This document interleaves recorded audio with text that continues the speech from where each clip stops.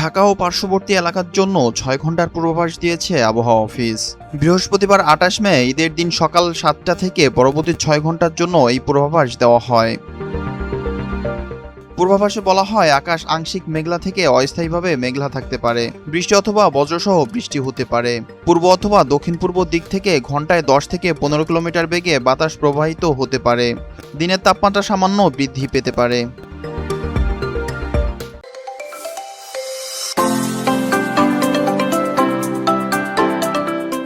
সকাল ৬টায় তাপমাত্রা রেকর্ড করা হয়েছে ২৩.৬ ডিগ্রি সেলসিয়াস। বাতাসের আর্দ্রতা ৯১%।